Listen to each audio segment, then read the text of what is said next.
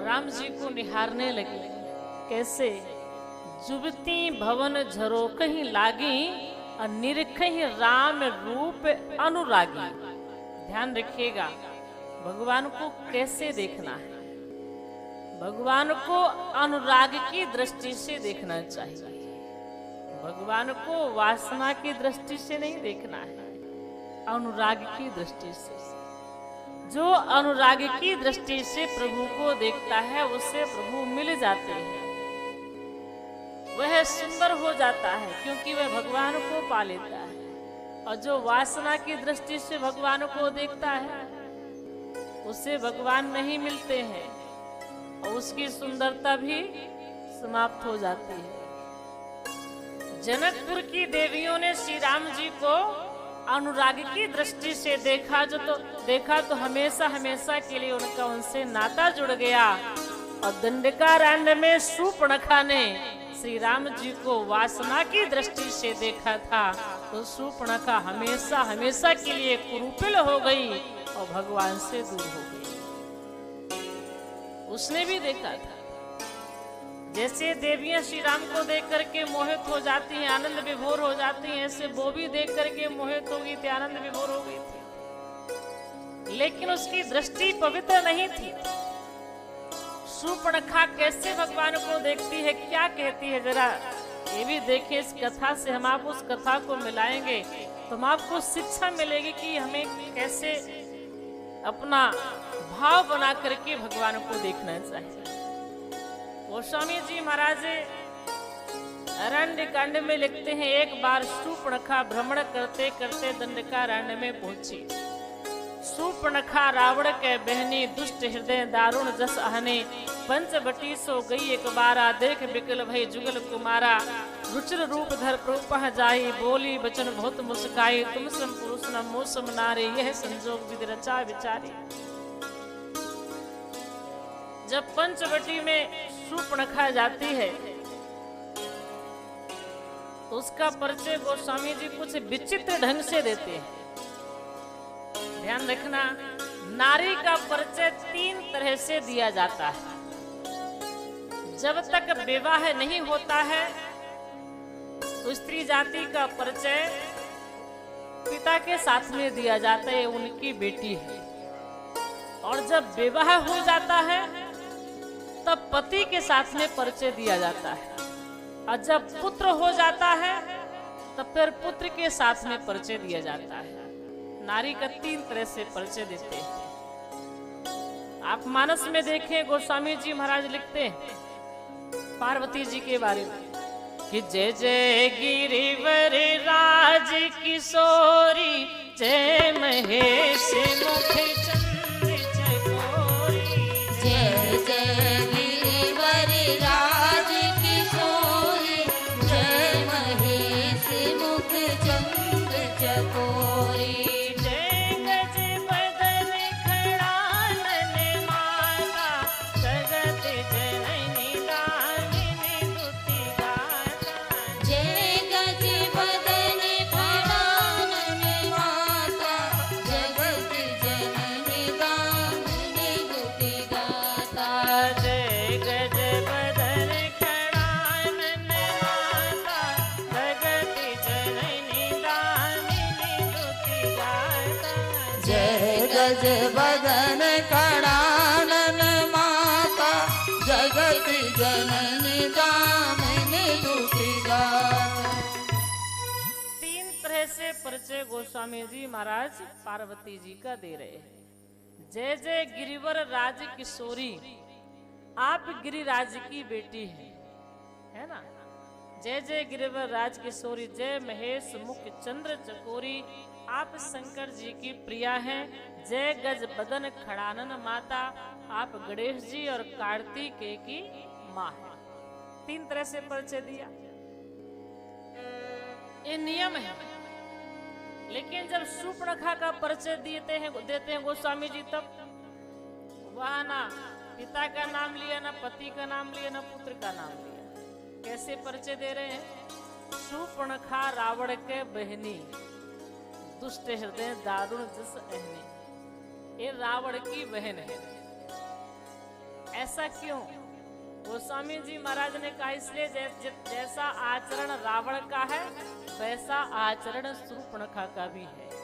दोनों भाई बहन एक ही स्वभाव आचरण वाले हैं, इसलिए मैं रावण के साथ इसका परिचय दे रहा हूं। दूसरी बात आप देखिए, शूर्पणखा को यहाँ गोस्वामी जी अहनी कहते हैं, सर्पणी।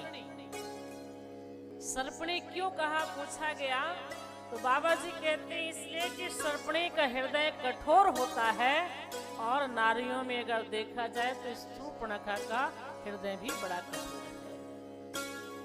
सर्पणी की तरह कठोर हृदय की है। कैसे?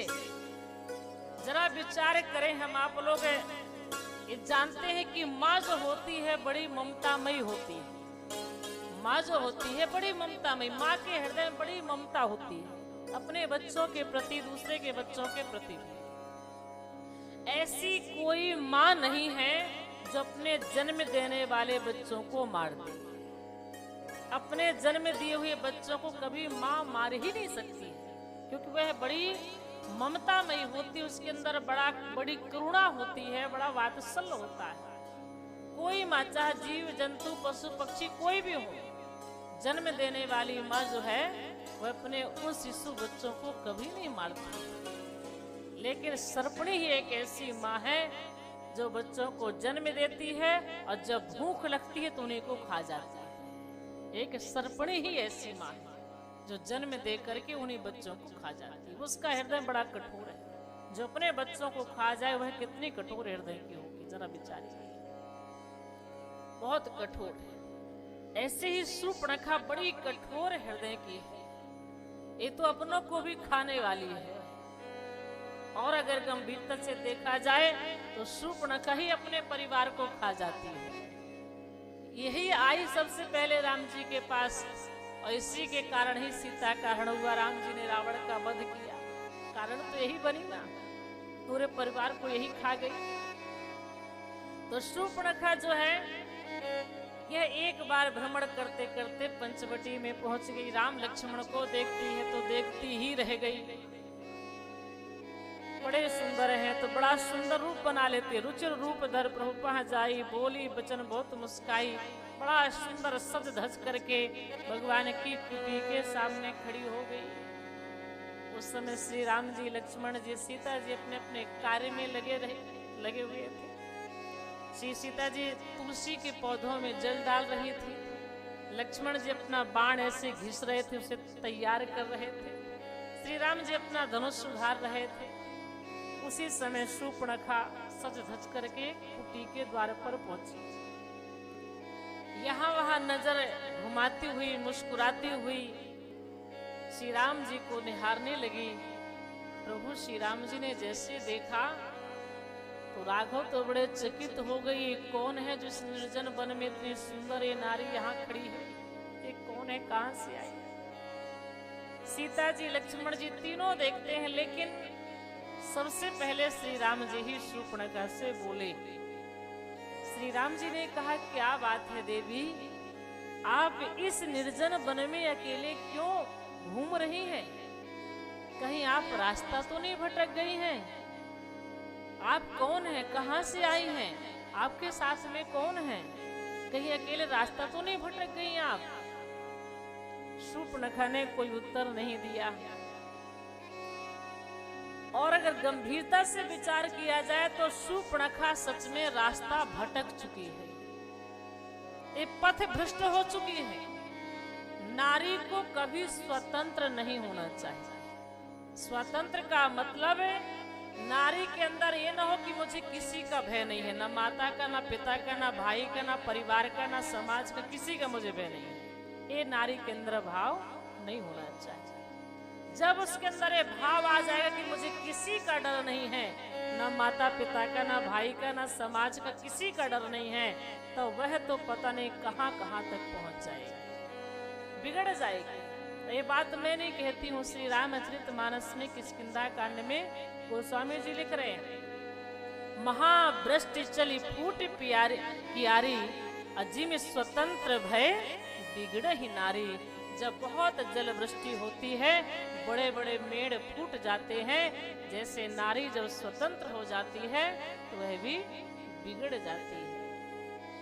यहाँ शूर्पणखा तो परम स्वतंत्र है, किसी का कोई भय ही नहीं। जहां मन में आता वहीं चल देती है, जहां रुकना वहीं रुक जाती है, जो करना सो करती है, इसे किसी का डर नहीं।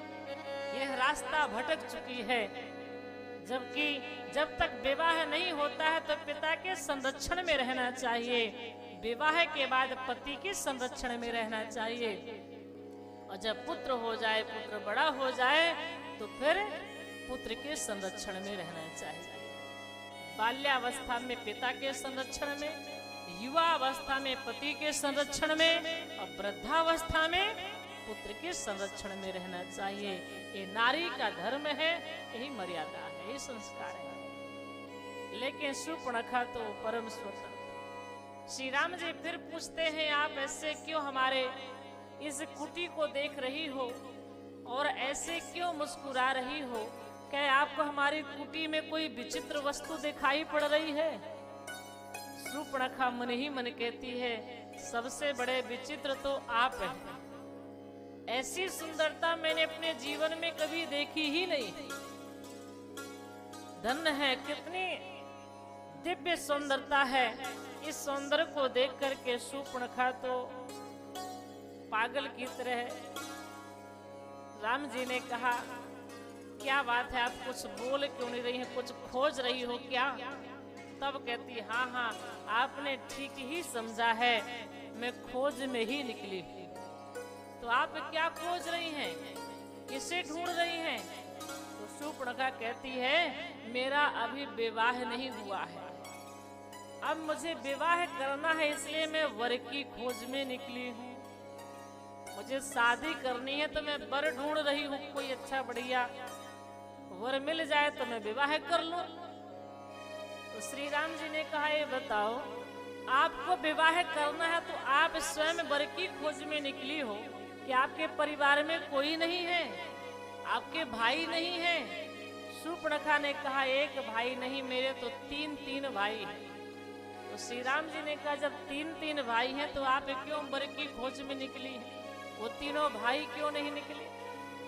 शूर्पणखा कहती है, मेरे जो तीनों भाई हैं ना, उन्हें अपने ही कार्य से अवकाश नहीं मिलता है, मेरा विवाह कैसे करेंगे, बहुत व्यस्त रहते हैं। राम जी ने विचार किया कि एक ऐसे इसके भाई किस कार्य में व्यस्त हैं जो कि बहन की शादी की चिंता नहीं है, कौन सा काम कर रहे हैं जरा बताइए।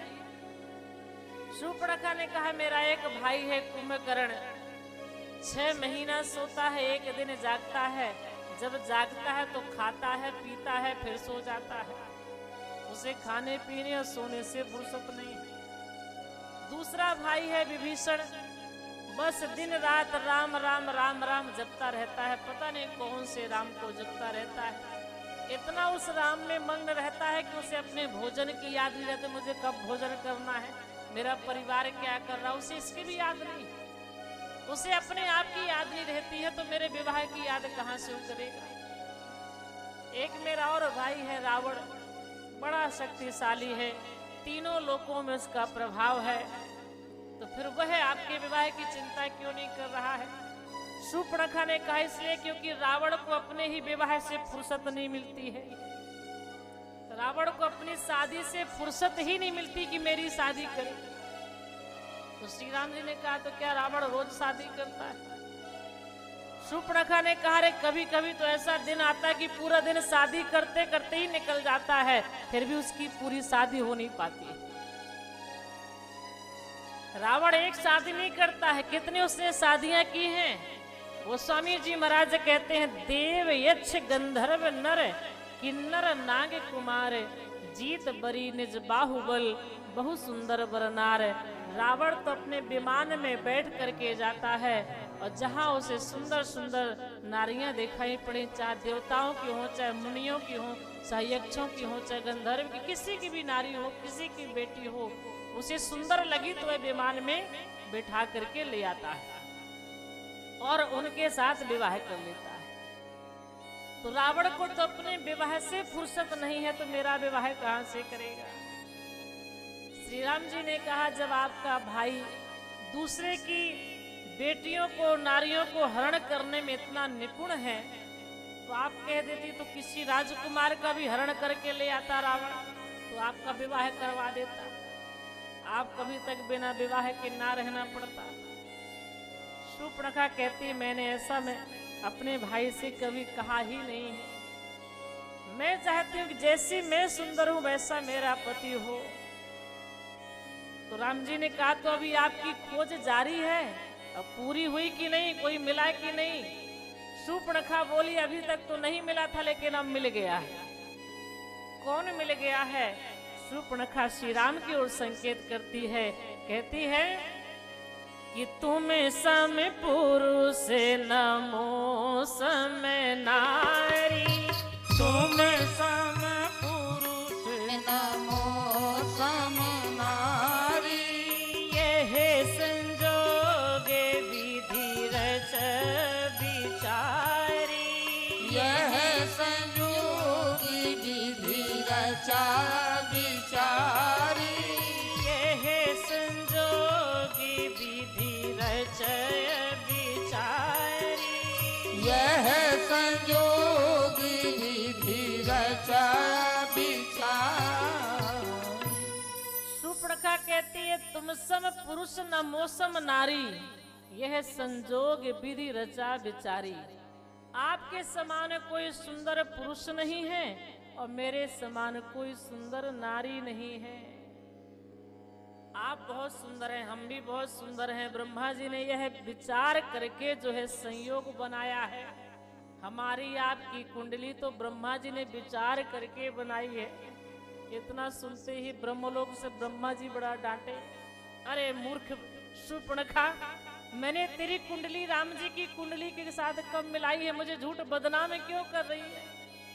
मैंने कब मिलाई है? मुझे ऐसा क्यों कह रही है कि मैंने कहती विधि रचा विचार, ब्रह्मा ने विचार करके रचा है। अच्छा, तो शूर्पणखा भगवान के सामने शादी का प्रस्ताव रखती है। राम जी तुरंत अपनी दृष्टि सीता जी की ओर लगा लेते हैं। सीता ही चितई, राम जी सीता जी को देखते हैं।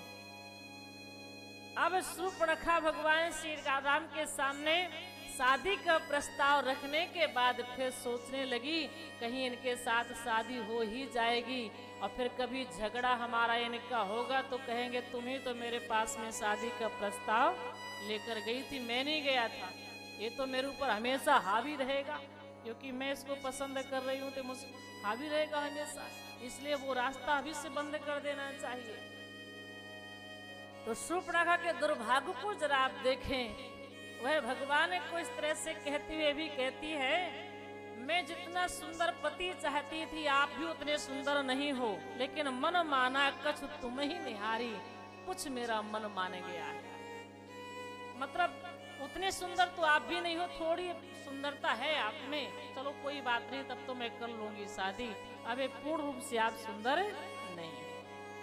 ये शूर्पणखा का दुर्भाग्य है। भगवान को देखने के बाद भी हमारा मन थोड़ा माने, ये हमारा दुर्भाग्य नहीं तो क्या है। अरे जहाँ पूर्ण ब्रह्म को देखने के बाद हमारा मन जो है पूर्ण रूप से संतुष्ट हो जाए, फिर कोई चीज को देखने की इच्छा ही ना करे, कोई चीज को पाने की इच्छा ही ना करे, तभी यह मन, यह शरीर धन्य होता है। इसका दुर्भाग्य